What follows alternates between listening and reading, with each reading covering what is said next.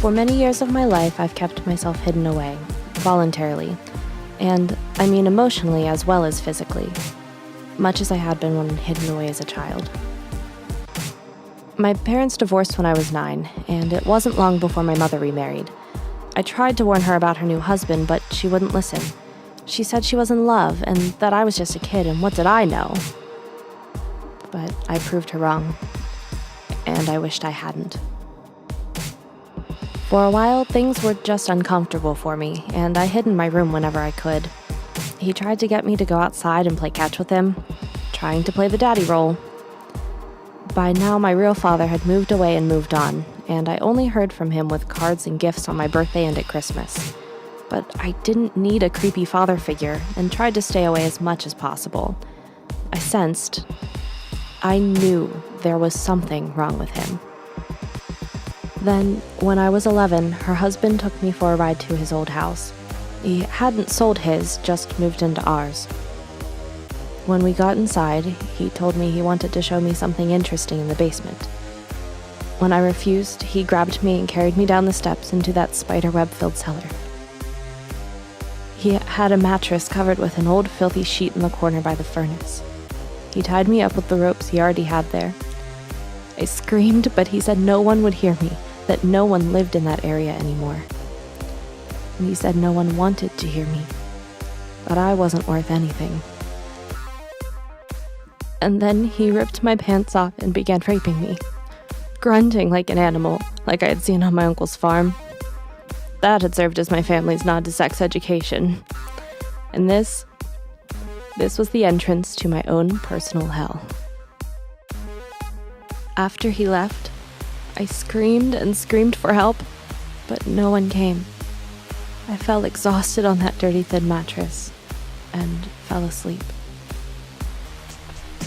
He came by every day on his way home from work. When I recognized the pattern of his comings and goings, I tried screaming for help in the afternoon before he would show up, and for a while once he left. Still, no one came. He told me no one was looking for me, and that my mother didn't care about me. The police and counselors later told me he had lied to my mother about me. He said I had run away and acted all innocent and had lots of concern for me. Hoped I would return soon to them, he said. Then a detective, checking out my mother's missing persons report and acting on a hunch, visited my stepfather's old house.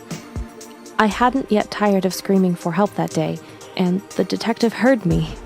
He broke in and found me, sitting on those disgusting sheets. Soon there were lots of people swarming all over the place, taking photos of me, the mattress, the blood. They took me to the hospital and examined me, thoroughly and painfully. And so they arrested my stepfather.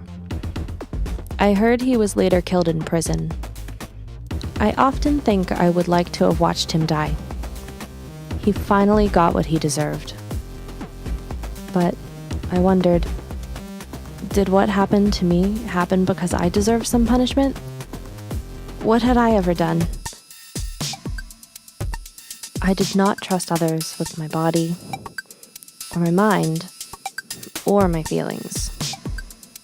I didn't feel comfortable in my body. I thought of it as a skin suit, and I wished I could unzip it and step out of it. As a teenager, to cope with stress and anxiety, I started writing on my hands. I would sit with a pen or a marker and just doodle on my fingers, my palms, the backs of my hands. Nothing in particular. Lines, vague shapes, anything to take my mind off of my thoughts and emotions. But that didn't seem to change as much as I wanted to, so I experimented with self-cutting as a way of body modification.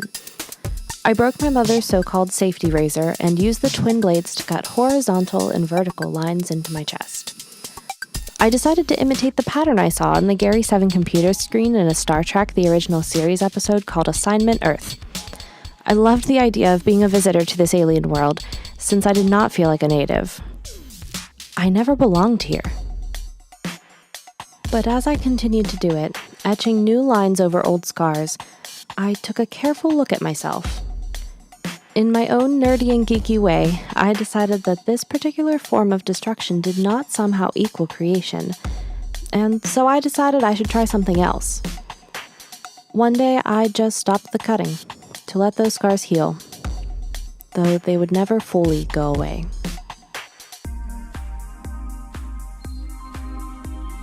Then I found a virtual world, and my life changed. With the creation of my avatar, I found and gained confidence. Like Pygmalion creating his Galatea, I sculpted a new identity out of pixels, and the artist, myself, infused life into me. Here, in this world made up of only electrons and light, I could be anyone I wanted, project any personality I wanted. I played with all manners of identities. I began as a goth, then a vampire, then a little boy. One day, I decided to become a grown woman. And at that moment, I realized that my avatar's personality revealed who I truly was, inside, and reflected who I wanted to be, outside.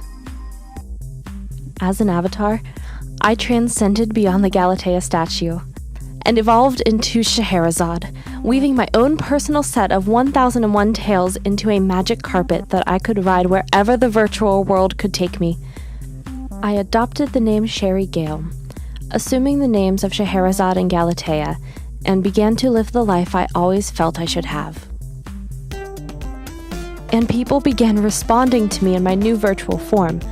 Men, women, cat people, furries, and they took me at surface value.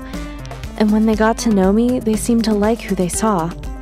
I fell in and out of like week after week and danced with a new partner every night.